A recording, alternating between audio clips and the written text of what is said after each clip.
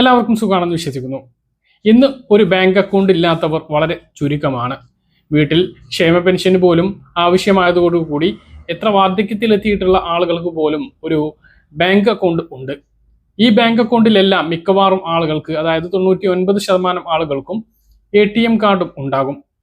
ഈ ATM card നിങ്ങൾ ഉപയോഗിക്കുന്നുണ്ട് എങ്കിൽ അതിൽ നമ്മൾ അറിയാതെ ഇരിക്കുന്ന 10 ലക്ഷം രൂപയുടെ ഇൻഷുറൻസിനെ കുറിച്ച് അറിയണം. ഇതും പല ആളുകൾക്കും അറിയില്ല. ഈ കാർഡ് ഉപയോഗിക്കുന്ന മിക്കവാറും ആളുകൾക്ക് ഇത് അറിയാത്തത് കൊണ്ട് തന്നെ ഒരുപാട് ആളുകൾക്ക് ലഭിക്കേണ്ട ആനുകൂല്യം അല്ലെങ്കിൽ നഷ്ടപരിഹാരം അല്ലെങ്കിൽ ആശ്വാസ സഹായം ലഭിക്കാതെ പോകുന്നു എന്നുള്ളത് വളരെ പ്രധാനപ്പെട്ട ഒരു കാര്യമാണ്. പറഞ്ഞു വരുന്നത് കോംപ്ലിമെന്ററി പേഴ്സണൽ ആക്സിഡന്റ് ഇൻഷുറൻസിനെ കുറിച്ചാണ്. അതായത് നമ്മുടെ കയ്യിലുള്ള ഡെബിറ്റ് കാർഡിൽ ആ കാർഡിന്റെ തരം അനുസരിച്ച് 2.5 ലക്ഷം രൂപ മുതൽ 10 ലക്ഷം രൂപ വരെ ആക്സിഡന്റ് ഇൻഷുറൻസ് കവറേജ് ലഭിക്കുന്നതാണ്. ഇതുമായി ബന്ധപ്പെട്ട വിവരങ്ങളാണ് ഈ ഒരു വീഡിയോ നിങ്ങളുമായിട്ട് പങ്കുവെക്കുന്നത്. വീഡിയോയുടെ വിശദാംശങ്ങളിലേക്ക് കടക്കുമ്പോൾ കൂടുതൽ ആളുകളിലേക്ക് ഇൻഫർമേഷൻ എത്താൻ ഷെയർ ചെയ്യുക, ലൈക്ക് ചെയ്യുക. ഫേസ്ബുക്കിലൂടെ കാണുന്ന ആളുകൾ ഫോളോ ചെയ്യുക. വീഡിയോയുടെ വിശദമായ വിവരങ്ങളിലേക്ക് വരാം. നമ്മുടെ ബാങ്ക് അക്കൗണ്ടിനോടൊപ്പം നമുക്ക് ലഭിക്കുന്ന ATM കാർഡിലാണ് ഈ ആക്സിഡന്റ് ഇൻഷുറൻസ് കവറേജ് ഉള്ളത്.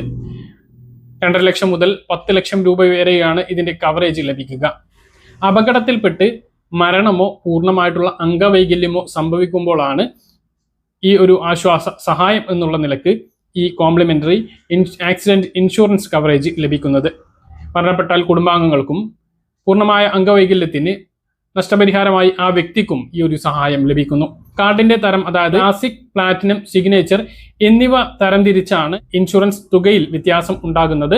അപ്പോൾ നമ്മുടെ കയ്യിലുള്ള കാർഡ് ഏതാണോ അതിനെത്ര ഇൻഷുറൻസ് കിട്ടും എന്നുള്ളത് നമ്മൾ ബാങ്കുമായിട്ടൊന്ന് അന്വേഷിച്ചാൽ കൃത്യമായിട്ട് നമുക്ക് മനസ്സിലാകുന്നതാണ്. റുപ്പേ, വിസ കാർഡുകളിൽ ക്ലാസിക് കാർഡാണ് നമ്മുടെ കയ്യിലുള്ളത് എങ്കിൽ ഏറ്റവും കുറഞ്ഞ നിരക്കാണ് ലഭിക്കുക. 2.5 ലക്ഷം രൂപയാണ് ഏറ്റവും കുറഞ്ഞതായിട്ട് ലഭിക്കുന്നത്. ചിലതിൽ അതിൽ കൂടുതൽ ഉണ്ടാകും. സിഗ്നേച്ചർ കാർഡുകൾക്ക് ഉയർന്ന തുകയും ലഭിക്കും. പ്ലാറ്റിനം കാർഡുകൾക്ക് അതിനിടയിലുള്ള ഒരു തുകയും ലഭിക്കുന്നതാണ്. ഇതിന് നമ്മൾ പ്രീമിയം ആയിട്ട് പ്രത്യേകം തുകയൊന്നും അടയ്ക്കേണ്ടതില്ല. നമുക്കുള്ള ATM കാർഡിന് നമ്മൾ വർഷാവർഷം നമ്മൾ അറിയാതെ തന്നെ നമ്മുടെ അക്കൗണ്ടിൽ നിന്നും പണം ഈടാക്കുന്നുണ്ട്. അതുകൊണ്ട് തന്നെ ഇതിനായിട്ട് നമ്മൾ പ്രത്യേകം ഒരു പണവും അടയ്ക്കേണ്ടതില്ല. ഒറ്റ പൈസ പോലും അടക്കാതെയാണ് ഈ ഒരു പരിരക്ഷ നമുക്ക് ലഭിക്കുന്നത്. ഒറ്റ നിബന്ധനയേ ഉള്ളൂ. അപകടം നടക്കുന്നതിന്റെ 90 ദിവസത്തിനിടയിൽ, ചില കാർഡുകളിൽ 6 മാസത്തിനിടയിൽ ഈ കാർഡ് ഉപയോഗിച്ചിരിക്കണം എന്നുള്ളതാണ്. ഉപയോഗം എന്ന് പറഞ്ഞാൽ ATMയിലൂടെയോ അല്ലെങ്കിൽ നമ്മൾ പർച്ചേസ് ചെയ്യുന്ന സമയത്തോ ഈ കാർഡ് ഉപയോഗിച്ചിരിക്കണം എന്നുള്ളതാണ് ഏറ്റവും പ്രധാനപ്പെട്ട കാര്യം. ഓരോ കാർഡിനും പ്രത്യേക രീതിയിലാണ് ഈ ഇൻഷുറൻസ് തുക അനുവദിച്ച് കിട്ടുന്നത്.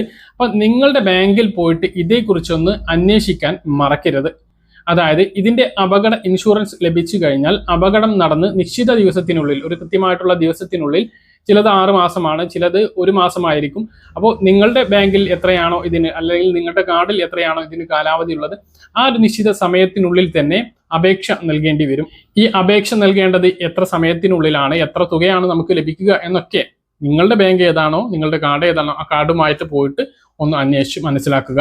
അതുപോലെ തന്നെ നമ്മുടെ ബാങ്ക് അക്കൗണ്ടിൽ നോമിനിയെ ചേർത്തിട്ടുണ്ട് എന്ന് ഉറപ്പുവരുത്തണം. മരണശേഷം നോമിനിക്കാണ് ഈ ഒരു സഹായം കയ്യിൽ ലഭിക്കുക, അല്ലെങ്കിൽ അതിനുള്ള അവകാശം, അത് എടുക്കാനുള്ള അവകാശം നോമിനിക്കായിരിക്കും. നോമിനിയെ ചേർത്തിട്ടുണ്ട് എന്ന് ഉറപ്പുവരുത്തുക. ഇപ്പോൾ 4 അംഗങ്ങളെ വരെ നോമിനികളായിട്ട് ചേർക്കാനുള്ള അവസരമുണ്ട്. അത് ഈ കാര്യത്തിന് വേണ്ടിയല്ല, ബാങ്ക് അക്കൗണ്ടുള്ള എല്ലാ ആളുകളും നോമിനിയെ ചേർക്കണം. നമ്മുടെ രാജ്യത്ത് തന്നെ അവകാശികളില്ലാതെ കെട്ടിക്കിടക്കുന്നത് കോടാനുകോടി രൂപയാണ് എന്നുള്ളതും നമ്മൾ മനസ്സിലാക്കണം.